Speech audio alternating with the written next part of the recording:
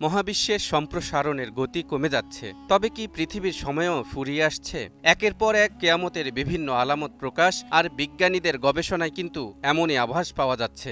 একসময় যে মহাবিশ্ব দ্রুত সম্প্রসারণের কারণে ছিল অগোছালো আর এলোমেলো, এখন সেই সম্প্রসারণ ও বিবর্তনের গতি অনেকটাই কমে গেছে। তাই তো মহান আল্লাহ তাআলা বলেছেন, أَوَلَمْ يَتَفَكَّرُوا فِي أَنفُسِهِم مَّا خَلَقَ اللَّهُ السَّمَاوَاتِ وَالْأَرْضَ وَمَا بَيْنَهُمَا إِلَّا بِالْحَقِّ وَأَجَلٍ مُّسَمًّى وَإِنَّ كَثِيرًا مِّنَ النَّاسِ بِلِقَاءِ رَبِّهِمْ لَكَافِرُونَ। তারা কি ভেবে দেখে না, মহাকাশ ও পৃথিবী এবং এ দুইয়ের মধ্যবর্তী সবকিছুই আল্লাহ যথাযথভাবে ও নির্দিষ্ট সময়ের জন্য সৃষ্টি করেছেন, কিন্তু মানুষের মধ্যে অনেকেই তাদের রবের সাক্ষাতে অবিশ্বাসী।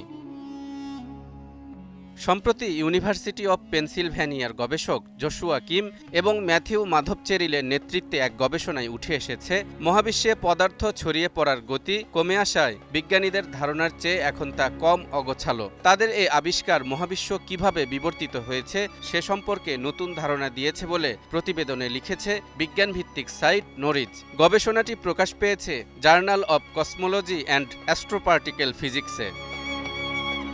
মহাবিশ্বের এ অমিলটি পরিমাপ করা হয়েছে সিগমা 8 নামের এক মেট্রিক ব্যবহার করে, যা মহাবিশ্বের অগোছালো অবস্থাকে মাপতে পারে। গবেষকরা বলছেন, এর মান প্রত্যাশার চেয়েও কম হওয়ার মানে হচ্ছে মহাবিশ্বের সম্প্রসারণ ও বিবর্তন এমনভাবে ধীর হয়ে গেছে, যা মহাবিশ্ব নিয়ে আমাদের বর্তমানে প্রচলিত বিভিন্ন তত্ত্ব দিয়ে পুরোপুরি ব্যাখ্যা করা যাচ্ছে না।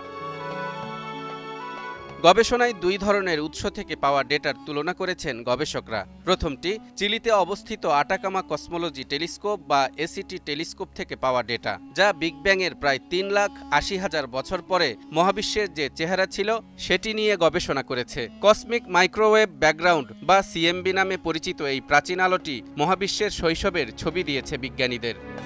দ্বিতীয়টি অ্যারিজোনার ডার্ক এনার্জি স্পেকট্রোস্কোপিক ইনস্ট্রুমেন্ট বা ডিইএসআই, যেটি লাখ লাখ ছায়াপথ গবেষণা করে মহাবিশ্বের বর্তমান কাঠামোর একটি ম্যাপ তৈরি করেছে। এসব ডেটাকে একসঙ্গে করে কোটি কোটি বছর ধরে মহাবিশ্বের বিভিন্ন পদার্থ কিভাবে পরিবর্তিত হয়েছে তা শনাক্ত করেছেন গবেষকরা।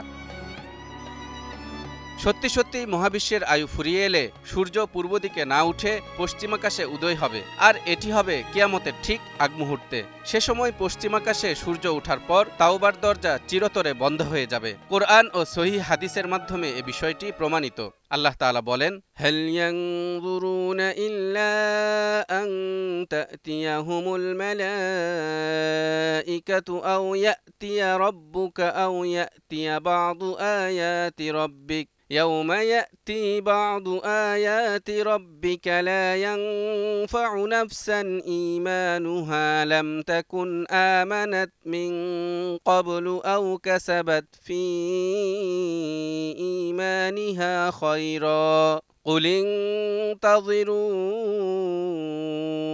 إنا منتظرون।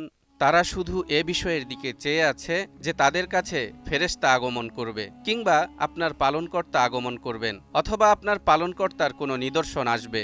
যেদিন আপনার পালনকর্তার কোনো নিদর্শন এসে যাবে, তখন এমন ব্যক্তির ঈমান কোনো উপকারে আসবে না যে পূর্ব থেকেই ঈমান আনয়ন করেনি, কিংবা স্বীয় বিশ্বাস অনুযায়ী কোনো সৎকাজ করেনি। হে নবী, আপনি বলুন, তোমরা অপেক্ষা করতে থাকো, আমরাও অপেক্ষা করতে থাকলাম।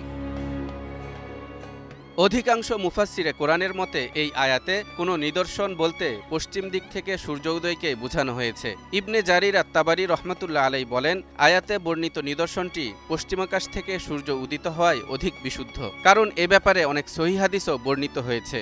যেমন, যতদিন পশ্চিম দিক থেকে সূর্য উদিত হবে না ততদিন কিয়ামত হবে না। যখন পশ্চিম দিক থেকে সূর্য উদিত হবে এবং মানুষ তা দেখতে পাবে, তখন সকলেই ঈমান আনবে। তখন এমন ব্যক্তির ঈমান কোনো উপকারে আসবে না যে পূর্ব থেকে বিশ্বাস স্থাপন করেনি, কিংবা স্বীয় বিশ্বাস অনুযায়ী কোনো সৎকাজ করেনি। মহাবিশ্ব এমন এক অপার বিস্ময়ের নাম যার বিশালতা, জটিলতা এবং সৃষ্টির সৌন্দর্য আমাদের কল্পনাকেও ছাড়িয়ে যায়। মহাবিশ্বের প্রতিটি ক্ষুদ্রতম অণু থেকে শুরু করে বিশাল গ্রহ, নক্ষত্র, গ্যালাক্সি পর্যন্ত সবকিছুই একটি আশ্চর্যজনক সৃষ্টির অংশ, যা অনেক সময় আমাদের কাছে রহস্যময় মনে হয়। যেই রহস্যের কুল কিনারা খুঁজে পান না মহাকাশ বিজ্ঞানীরাও, অনেক সময় মেলাতে পারেন না জটিল সব সমীকরণ। তাই তো গবেষকরা একই বিষয়ে ভিন্ন ভিন্ন তথ্য দিয়ে পৃথিবীবাসীকে চমকে দেন। তেমনি এবার তারা এমন এক তথ্য দিলেন যাতে কিয়ামত নিকটে আসার বিষয়টি আরও স্পষ্ট হয়ে উঠল। তালহা ইবনে রেজা, নিউজ 24।